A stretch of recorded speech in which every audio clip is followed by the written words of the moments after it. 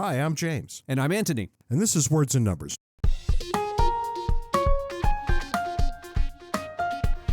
Brought to you by the good people at CACI, the Center for American Culture and Ideas. Ant, what's new and exciting in your world this week? I ran across an interesting article in which these researchers, it's a fascinating question, never would have occurred to me to ask, but they ask people across 16 different world cultures, ranging from Japan to Slovakia to Ecuador to Morocco, asking the same question: what attributes constitute wisdom? It's a strange question to ask, but they ask this thing, and what's stranger still is that across these diverse cultures, the same two attributes show up repeatedly. And that is that the people responding, someone who they regard as wise, exhibits the two attributes, one, of being reflective, thinking about things, and two, thinking logically. And that's it. People are saying this is what constitutes wisdom. And I think about that, particularly in light of the good people on our podcast group on Facebook, Words and Numbers Backstage. From time to time, we get some friction in that group, and thankfully it's rare. But when we do get the friction, it comes about when you get somebody who is particularly outspoken and who fails on one or both of those two categories, either failing to be reflective, thinking about what's going on around him or her, and or failing to think logically. Yeah, I don't know. You have a different take on it? Well, you're the philosopher. Of the two of us, I don't know. I don't know that that's the right answer. When I think about wisdom, I very typically think about knowledge plus experience. Oh, really? I would never put experience in there. That's interesting. Well, that seems to be the font of wisdom, right? That you have to know a bunch of and that you have to have experienced a bunch of Well, maybe you've got something there. You can't be reflective if you don't have something upon which to reflect, and that requires experience. I think there's a lot of overlap between, what you said and what I said. And I think if we sat down and really parsed it out, it might be very close to the same thing. I've formulated wisdom that way for decades at this point. I've never seen anything to dissuade me from that. From the time I landed on it, it's been so long I don't even remember where I first heard it. It certainly isn't original to me. I'm sorry, and can you repeat? So it's experience and what's the other? Knowledge. Knowledge and experience, yeah. Which, makes a lot of sense, right? It's one thing to know a bunch of things, and then it's another thing to know how a bunch of things work. Right. You see in that middle ground, there's not a lot of people. I was having a conversation with my mother actually just today, and she was asking the question, how is it that so many academics seem to embrace socialism when it comes to economics? I thought it was a good question because I take it, from my experience in academia, it's just a fact that academics across the board tend toward socialist ideas. But I stopped to think about why that might be the case. And the best answer I could come up with is these are, largely speaking, intelligent people, and they read about economics. And here's the problem. Economics done well tends to be done mathematically, using esoteric language. Economics done poorly, and I shouldn't even say economics because it's really philosophy in the school of Marx, is done verbally. It's still done poorly in terms of Marx. And that's accessible to people who are not economists, while the other one isn't. And so, of course, they study Marx and they think they understand economics. And look, from my perspective, how easy this is. These people don't have the knowledge of human nature, and they don't have the experience of how Marxism actually works out in practice. Right.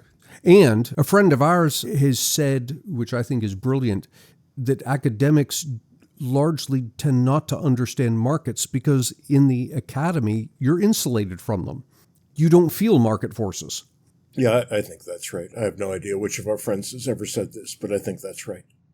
I don't have anything interesting to talk about from this weekend. I do have kind of an observation, though, and I'm not prone to doing this on this show, but what the hell. I looked around at the news this week and just didn't see anything all that fascinating.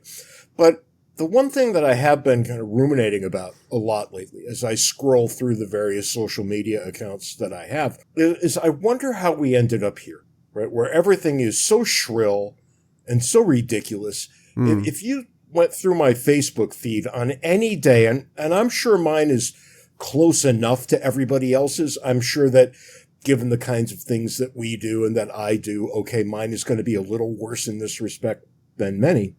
But the age-old admonition, discuss anything except politics and religion. Right. Why are those the only two things on my social media feed? The only things that people discuss. Right. I mean, for crying out loud, I don't care about your vision of the Almighty. I just don't care. I know people are going to think, oh, poor James going to go to hell with that attitude. Well, okay. I guess maybe I will. But come on. Can you just lighten it up? And I guess, maybe we're in election season, so this is to be expected. But I seem to remember a year ago it was exactly the same. How did we get here? I remember the days when people used to complain that their Facebook feed was filled with pictures of people's lunch. Do you remember this? Right, yeah. When people would take pictures of their meals and post them on Facebook. They don't do that anymore, and I actually kind of miss it, given where we are. Well, I think this admonition of don't discuss religion and politics, all that's happened is it has caused us to be unable to discuss those things civilly. And so when you're behind the anonymity of a keyboard, this comes out because you want to talk about it. It's important, right? Except we've never learned how to do it politely. And so the only place we can do it is behind the safety of our keyboards. People have the manners of goats. Well, they do tend to come across that way. But I find that when you call someone out on it, almost invariably, they buckle up and they realize, yeah, I'm not behaving well, and you see a different person. No, that happens when you call them out on it. Because I'm polite about it. You'll wait for them to swing back at you 6 or 7 times. You'll just keep right on being polite. The rest of us don't have that kind of patience. I don't have time for that. For crying out loud, what the hell's wrong with you? What's wrong? This is always the question at the end of every day, isn't it? What's wrong with you? We should have a contest. What's wrong with Antony? On Words and Numbers Backstage, coming soon. Anyway, that brings us to the foolishness of the week. Got any guesses? Let me see now. Well, the most interesting thing that happened, and I have not yet watched it, was the interview, Kamala Harris and her VP on CNN. I haven't seen it. However, I have heard reports of it, and the reports are, depending on who you listen to, either she did a fantastic job or she got pasted. So what the reality is, I don't know. I've also heard that it was actually recorded and not live, and, softball questions and all the things that you would expect. I also have heard that her policies are brilliant and that she still has no policies. Mm-hmm. So we'll all have to wait and find out. But no, that's not the correct answer. The correct answer, we're going back to the biggest jackwagon of them all, the dullest tool in the shed, Robert Reich. Oh, yes, the, quote, economist. What does he have to say? The very one. He's drifting out of economics a little bit this time into pop culture and politics, I guess.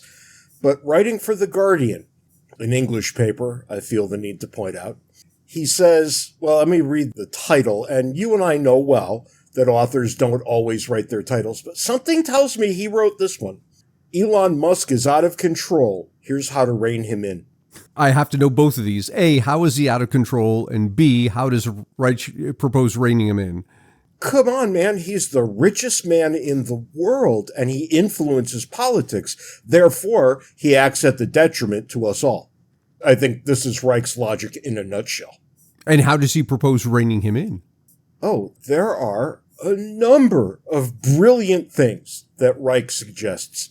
Number 1, boycott Tesla. Number 2, advertisers boycott X. Regulators around the world should threaten Musk with arrest. Oh, okay. All right. I was hopeful there because the first 2 options were market-based. That's fine. But now here we go with regulators.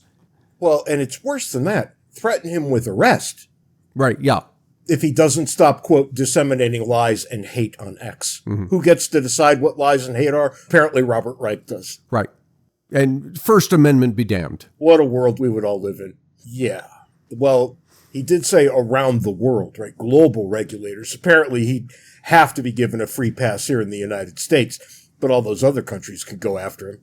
So the great irony here is Reich, who from his pulpit has the ability to influence politicians, is calling out Musk for influencing politicians.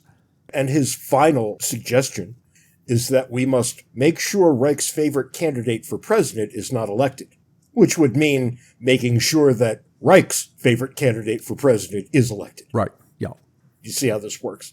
Yeah, this guy is astounding. I don't understand how it is he gets the press that he gets. It's astonishing. I mean, every time he opens his mouth, something stupid comes tumbling out. It's astonishing. But somehow he seems to have just been given a free pass. He was labor secretary under Bill Clinton. That's right. And it seems that ever since then, whatever he happens to say gets a free pass on major media. Yeah, I've never been able to figure out why. For one-stop shopping for all things James and Ant, visit our website, wordsandnumbers.org. We give a special shout-out to our Patreon sponsors who help us keep the lights on. If you'd like to contribute, go to patreon.com/wordsandnumbers. I'd like to talk this week. We've touched on this topic in the past, and I had hoped that that's all that would ever happen. But it is coming back again, largely from the Harris campaign, this topic of taxing unrealized capital gains.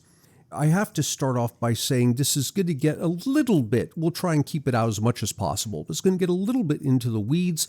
It's a little bit boring, but this is I would say, an incredibly important topic. Because and I would imagine the proponents of the unrealized capital gains tax would hope that listeners would be bored with this and that they would tune out so that they have minimal pushback and get this thing passed. This potentially will have devastating impact, first on the economy, on entrepreneurs, and secondly on the middle class. Should I make people feel better now or wait until the end? Oh, you can make them feel better now. Go for it. This scheme, and I use the word scheme advisedly, is wholly unconstitutional and will never pass. The American people will not, at any time soon, be subject to a tax on unrealized capital gains. James, I partially agree with you. I think absolutely it's unconstitutional. Now, whether we have to deal with it, I think, is going to depend a lot on who we elect in the next cycle and who that person appoints. Right now, we have a majority conservative Supreme Court. If we had a majority liberal Supreme Court, they would find a way to argue that the unrealized capital gains tax is indeed constitutional. Look, I think they would have a lot of trouble doing that. Well, first, I'm not optimistic because of the Supreme Court's mere existence. I'm optimistic because the court is staffed with who it's staffed with right now. Yes. Right. Having said that, you can't have a tax on unrecognized gains, unrealized gains, because those gains are not income.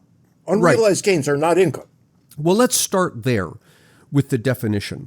We already have a capital gains tax, and that is you buy something at a low price and you sell it later at a high price. Typically, we talk about stocks, but it applies to other things as well under certain circumstances, houses, cars, boats. It tends not to happen with cars. If it is the case that you buy some asset and later you sell it at a profit, that profit is income. It's not taxed at income tax rates. It's taxed at capital gains tax rates, which are somewhat lower. I think it's circa 15% or so. No, that's not right. Yeah. Long-term capital gains tax is 15%. I don't think that's right at all. Okay, 15% and then to 20. Yeah, there's a shorter term capital gain. So that the short term applies if you buy the thing, let's use stock because that's the thing that most people talk about. You buy stock today and you sell it tomorrow at a high price, so you held it for a short period of time. The higher capital gains tax rate applies you 20%. I think the long term kicks in if you hold it more than 2 years. And here, the Bitcoin people take it in the teeth, right? Right, If you buy a bunch of Bitcoin today, sell it 3 days from now at a 40% profit, right? Congratulations, you're going to pay tax at the higher rate on that percent. Yeah, 20% tax on that, which, and I have to say at the outset, I dislike the whole concept of a capital gains tax because it's a second bite at the apple, right? That's right. I go out there and I work and I earn some money. And when I earn that money, it's taxed. And so I pay tax on that money. Now, I invest it. I invest it in stocks. I buy some stocks and later on I sell them. The price is higher. That profit I get is going to be taxed a second time. But hang on, that's a tax on money that has already been taxed. So I dislike this to begin with. But this is capital gains tax, and it's a lower tax rate than the income tax. The unrealized capital gains tax, which is what we're talking about now, is a wholly different animal. This is, let's say you buy a share of stock at $10, and tomorrow the market price goes up to $15. You don't sell it. You're still sitting on it. But the market price has gone up to $15, and so someone looks at that and says, well, you've got a $5 potential profit. That is, it's unrealized because you haven't sold the stock yet, and yet the government wants to tax you on that. And what people do is they point to people like, the uber rich Musk and Buffett and whatnot and say Musk has all these shares in Tesla that are worth on paper a whole bunch of money. He should pay tax on that, to which people like you and I say, but hang on, he hasn't sold the stock. His gains are simply on paper. They aren't realized. And yet people want to tax that. But here's the problem. If we open the door to that, taxing these unrealized gains, the middle class has all sorts of unrealized gains. Your largest asset is your house. Yep, the family home. Yeah, suppose you buy your house at $200,000, and as time goes on, it's now worth $250,000. You haven't sold it. You're still living in it, but on paper. Let me stop you right there, Ant, because the powers that be, the Harris campaign and her many minions, well, they'll tell you that no. This is only going to apply to the uber rich, the billionaires. This isn't going to apply to the $200,000 family home. Right. And to that, I remind everyone to look back at the income tax, because those words that James just said that sound so comforting, this only applies to the uber rich, those were the exact words that politicians used when they argued for instituting the income tax back in the early 1900s. Top 1% only. Yes, it's correct? only going to apply to the top 1%. It's only going to apply to the uber rich, and it's only going to be 1 or 2%. It took less than 10 years, it was about 7 years, before that newly instituted income tax ended up being applied to everybody all the way down to the poor. You know why that is, Ant? Because they had money, and the government had this new toy that it could take that money from them.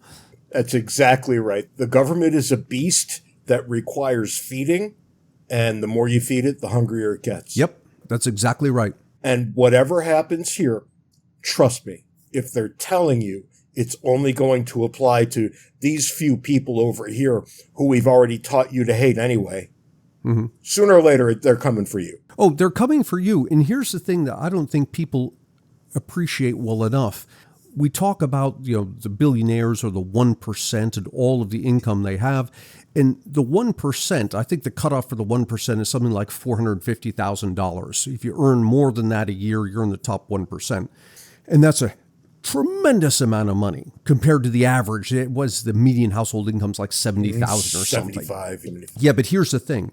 There are way, way more middle-class Americans than there are 1%ers, such that the combined incomes of the middle class, the lower middle class, the middle class, the upper middle class, are double what the combined incomes are of the 1%. And so if indeed we institute this new tax, You can say, well, they're not coming for me. I don't earn anything. Yeah, you don't earn that much, but you and people like you are so numerous that absolutely politicians will apply this tax to you. Yes, they will.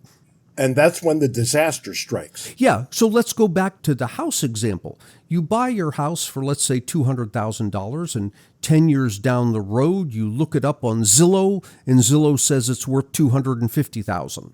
Well, with this unrealized capital gains, the government's going to come along and say, well, your house is worth $50,000 more than you paid for it. You now owe 15%. That's $7,500 that the IRS is going to say you need to cough up.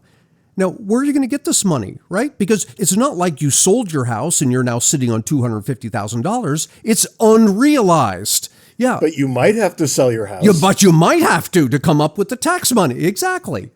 Which is the lesson to take, right? Because if you might have to sell your house in order to pay this tax bill, then Elon Musk might have to sell X or Tesla to pay his tax bill. Right. And if he starts dumping that number of shares on the market, they'll drop to functionally zero. They'll drop. And how does that hurt you? Because if you're one of the 57% of Americans who have stock in your retirement portfolios, your retirement portfolio just took a hit. A massive hit, because not only will it happen with those two companies, it will happen with a myriad other companies. Right. And when it happens to a number of companies all at once, you're going to get a chain reaction that makes 1929 look like child's play. Yeah. Yeah. And we haven't even got to the flip side of it. The flip side of it is, okay, let's suppose that indeed we all agree we should have this unrealized capital gains tax. Does it work the other direction? I mean, suppose I buy a house for $200,000 and the market price drops to $150,000. Let me stop you right there. Of course it doesn't. Of course it doesn't. No, yeah, see, that's the thing. The government's going to be loath to say, okay, we're going to give you $7,500 cash back, right? That valve tends to only work in one direction. Look, this is such a terrible idea that it could have only been dreamed up by politicians. Yeah, it's dreamed up by politicians, but supported by people who keep repeating this nonsense of, well, these billionaires are hoarding wealth. This one just never dies. Yeah, there's no hoarding going on here, right? So you think about, let's go back to Elon Musk and the billions of dollars worth of Tesla stock that he has. He's not sitting on billions of dollars, right? He's sitting on shares of stock. And to the extent that he has invested money to purchase that stock, where is that money? It's not under his mattress. It's out there in the world doing work, being loaned out to other people. The X is using it to hire people and equipment and whatnot. That money is put to work. There's no hoarding in the sense that you might imagine that he's got this money and stuffed it under his mattress and it's now sitting idle. Money that people invest, it's actually the opposite. It's doing hard work. That's why it earns a return. I think people who don't have a lot of money, don't think about money, don't understand money all that well, however you want to suss that out. I think that that group of people assumes that anybody who has more money than they do is hoarding. Is hoarding, right, yeah. I just think that that's the default position. If you are very wealthy, that means you have lots of money you're not using, and not only that, that you'll never use. Right. But they don't realize that they are actually using that money to everyone's benefit. Well, the great irony is that the very people who are claiming that the rich are hoarding their wealth, it's those people who may indeed be using the wealth. Because when you go to the bank to get a mortgage, where's that money coming from? Right? Some rich person put it in the bank and said to the bank, loan this out. And that's how you get a mortgage. When I say to everyone's benefit, I literally mean to everyone's benefit, right? We are all better off. Yeah, we are. And this idea of hoarding wealth is connected to the concept that there's a fixed amount of wealth. If Musk has wealth, then that means by necessity I don't, because there's only so much. That is disproven very simply. If it were the case that the total amount of wealth in the world is fixed, then we would all be paupers today. because there would be the same amount of wealth in the world today as there was 500 years ago, 1,000 years ago, when not only did people have a lower standard of living, but there were fractions of a percent of the number of people who existed. If the total pie of wealth is fixed, then our standards of living over time should be getting less and less and less as there's more and more of us. And it's not. It goes the other direction. Invariably, it goes the other direction. Yeah, which tells me that the wealth pie isn't fixed, it's growing. And how is it growing? Because people who have wealth invest it, giving people who don't have wealth the ability to borrow and make their lives better also. Right. So where are we when it comes down to brass tacks here? And honestly, we're at exactly the same place that we are every 4 years, and then to a lesser extent every 2 years, right about this time. And that's one group of people looking out at the unwashed masses saying, you should be very, very envious of these people over here. And when you vote for us, we're going to go after them and we're going to get them this time. That's right. And those very same politicians, as they say that, elect me and I'm going to go after the rich guys. They don't have their eyes on the rich guys. They have their eyes on you, the middle class. And how do we know that, Antony? We know that for two separate and distinct reasons. The first reason is the one you got to earlier. There are simply more dollars, twice as many dollars, in the hands of the middle class. Yes. The second reason, which group do you think the politicians are in? Right. Yes, exactly. They're the rich people. Yes. It doesn't matter which party you look at. Mm-hmm. Well, they're coming for you. That's what they do. And that's all the time we've got this week on Words and Numbers. Until next time, send us email, wordsandnumberspodcast@gmail.com. try to be nice to one person who doesn't deserve it. Till next week, can't take it easy. See you next week, James.